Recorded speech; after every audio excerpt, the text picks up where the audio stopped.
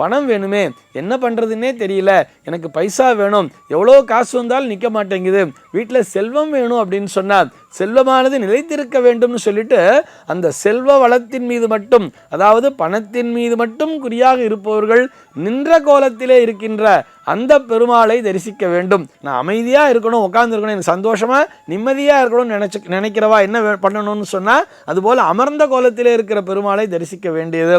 இன்றைக்கி நம்ம என்ன பார்க்க போகிறோம் சொல்லி பார்த்தோம்னா, ஒரு நேயரினுடைய கேள்விக்கான விடையைத்தான் பார்க்க போகிறோம்.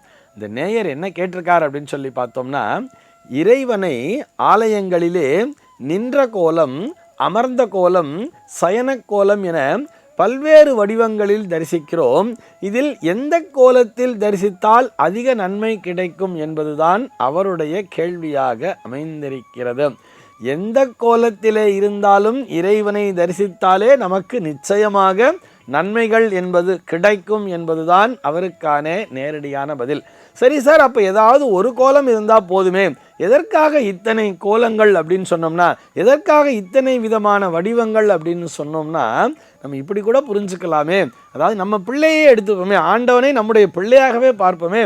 ஒரு குழந்தையை நம்முடைய குழந்தையை எடுத்துட்டா கூட அந்த குழந்தையை பிறந்த உடனேயே ஒரு மாதிரி ரசித்திருப்போம். ஒரு வயது ஆன உடனே ஒரு தத்தக்கா பித்தக்கான்னு நடக்கும் பொழுது அதில் ஒரு மாதிரி ரசிச்சிருப்போம். அதே குழந்தை ஸ்கூல் யூனிஃபார்மை முதல்ல போடும் பொழுது அந்த குழந்தையை பார்த்த உடனே ஒரு சந்தோஷங்கிறது வரும். இன்னும் கொஞ்சம் வளர்ந்து ஒரு 10th ஸ்டாண்டர்ட் படிக்கும் பொழுது இவனுடைய எதிர்காலத்தை பற்றிய அந்த சிந்தனைகளிலே ஒரு கனவுகளிலே மிதப்போம். அதே குழந்தை ஒரு டிகிரி வாங்கி முடிச்சுட்டு அந்த டிகிரிக்கு ஒரு ட்ரெஸ் கொடுத்துருப்பா தெரியுமா, அந்த கிராஜுவேஷன் டே எல்லாம் சொல்லுவாளே, அந்த மாதிரி அந்த கிராஜுவேஷன் அந்த ட்ரெஸ்ஸை போட்டுட்டு நிற்கும் பொழுது நமக்கு ஒரு உற்சாகம் என்பது பேரிடும். அதே குழந்தையை திருமண கோலத்திலே பார்க்கும் பொழுது உள்ளுக்குள்ளார்ந்து அப்படியே ஒரு அடிமனதிலிருந்து ஒரு சந்தோஷம் என்பது வரும். அவனுக்கே இன்னொரு குழந்தை பிறக்கும் பொழுது ஆஹா வம்சவிருத்தி ஆயிடுச்சுன்னு சொல்லிட்டு இன்னொரு சந்தோஷங்கிறது வரும். இன்னும் ஒரு சில பேர் பார்த்தோம்னா அந்த தன்னுடைய குழந்தைக்கு சஷ்டியப்த பூர்த்தியை பார்ப்பவர்களும் இருப்பார்கள். இந்த அப்பா அம்மாவுக்கு பார்த்தோம்னா அவங்களுக்கு 85-86 வயசுக்கு மேலே இருக்கும். குழந்தைக்கு அவங்களுடைய பிள்ளைக்கே ஒரு 60ஆம் கல்யாணங்கிறது நடக்கும். அதை பார்க்கும் பொழுது வேறு விதமான ஒரு மனநிலையிலே இருப்பார்கள் தெரியுமா.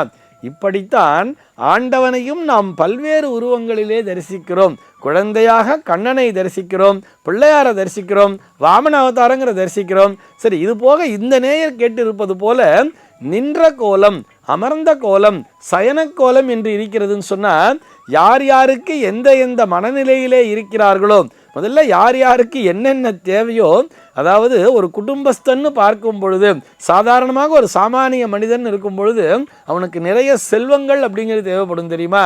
பணம் வேணுமே, என்ன பண்ணுறதுன்னே தெரியல, எனக்கு பைசா வேணும், எவ்வளோ காசு வந்தாலும் நிற்க மாட்டேங்குது, வீட்டில் செல்வம் வேணும் அப்படின்னு சொன்னால் செல்வமானது நிலைத்திருக்க வேண்டும்னு சொல்லிட்டு அந்த செல்வ வளத்தின் மீது மட்டும், அதாவது பணத்தின் மீது மட்டும் குறியாக இருப்பவர்கள் நின்ற கோலத்திலே இருக்கின்ற அந்த பெருமாளை தரிசிக்க வேண்டும். உதாரணத்திற்கு நம்ம திருப்பதி பெருமாளே நம்ம எடுத்துக்கலாம் தெரியுமா.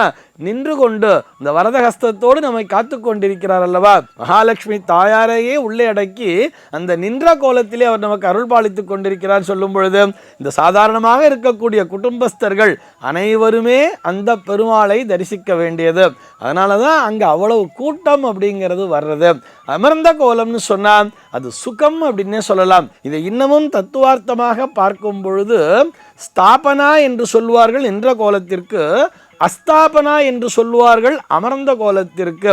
அதே நேரத்திலே சயன கோலம் என்று வரும் பொழுது சயன கோலத்திலே பெருமாளை தரிசிக்கும் பொழுது அதற்கு சமஸ்தாபனா என்று பெயர். அதே பெருமாளை வாகனத்திலே உட்கார்ந்து இருப்பது போல் தரிசித்தால் அதற்கு பரஸ்தாபனா என்ற பெயரிலே சொல்லுவார்கள். இந்த தத்துவங்களை எல்லாம் உள்ளடக்கியது. சயன கோலத்தில் என்ன சார் தத்துவம் இருக்கு, நீங்கள் அமர்ந்த கோலத்தை தான் நீங்கள் சுகாசனம்னு சொல்லேள், சுகாசன மூர்த்தின்னு சொன்னேள். அதாவது செல்வ வளம்லாம் இருக்கு, எனக்கு நிம்மதியாக நான் அமைதியாக இருக்கணும், உட்காந்துருக்கணும், எனக்கு சந்தோஷமாக நிம்மதியாக இருக்கணும்னு நினைக்கிறவா என்ன பண்ணணும்னு சொன்னால் அதுபோல் அமர்ந்த கோலத்திலே இருக்கிற பெருமாளை தரிசிக்க வேண்டியது. அப்படி இல்லையே சார், அவர் சயனத்தில் தானே சுகமாக தூங்கின்னு இருப்பார், அப்போ சயன கோலத்தில் தரிசித்தாரே சுகம் வரும் அப்படிங்கிற மாதிரி கேட்க முடியாது. ஏன்னு சொன்னால் சயன கோலத்திலே பெருமாள் உறங்குவதே இல்லை. பெருமாள் உறங்கினால் நம்மெல்லாம் என்ன ஆறுது, நம்ம எல்லாம் காத்து கொண்டிருக்கிறார் அல்லவா. அவர் சயன கோலத்திலே இருந்தால் அவர் யோக நிலையிலே இருக்கிறார், அது யோக நித்திரையிலே இருக்கிறார் என்பதுதான் அதற்கான பொருள். அப்படி அந்த எல்லாவற்றையும் கடந்து, அதாவது இல்லற வாழ்க்கையெல்லாம் இதெல்லாம் ஓரளவுக்கு எல்லாமே அனுபவிச்சாச்சு.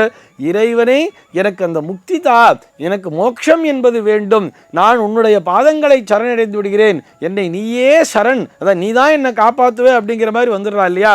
அதாவது காசு பணம் அதெல்லாம் முக்கியம் இல்லை, குடும்ப வாழ்க்கைங்கிறது முக்கியம் இல்லை. அதாவது குடும்ப வாழ்க்கை முக்கியம் இல்லைன்னா சன்னியாசியாக போகணும்னு சொல்லலை. இது எல்லாமே உன்னுடைய செயல்தான் என்று உணர்ந்து ஒரு தத்துவார்த்த சிந்தனையிலே இருக்கிறார்கள் அல்லவா, அவர்கள் அந்த சயன கோலத்திலே இருக்கிற பெருமாளை தரிசிக்க வேண்டியது. அதனால தான் பார்க்கடலிலே பள்ளி கொண்ட பெருமாளாக அவர் இருக்கிறார். வைகுண்ட பிராப்தி அப்படின்னு சொல்றா இல்லையா, வைகுண்ட வாசன்னு சொன்னாலே வைகுண்டத்திலே பெருமாள் அப்படி சயன நிலையிலே இருக்கிறார். இறுதியாக நாம் சென்று அடைந்து பார்க்க வேண்டிய கோலம் அதுதான். அப்படிங்கிறதுனால தான் 108வது திவ்ய தேசமாக அந்த பார்க்கடலையே வைத்திருப்பார்கள். ஆக அந்த 108வது திவ்ய தேசத்திலே இருக்கிற பெருமாளைத்தான் நாம் எல்லா ஆலயங்களிலுமே ரங்கநாத பெருமாளாக, கோவிந்தராஜ பெருமாளாக, சயன கோலத்திலே இருக்கிற பெருமாளை அனந்த பத்மநாபாக, அனந்த சயனமூர்த்தியாக நாம் தரிசித்துக் கொண்டிருக்கிறோம். இப்படி யோக நிலையை விரும்புபவர்கள் அந்த சயன கோலத்திலே தரிசிக்க வேண்டியது.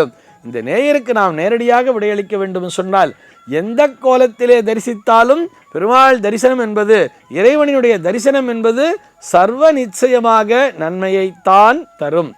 சர்வே ஜனாஹ சுகினோ பவந்து.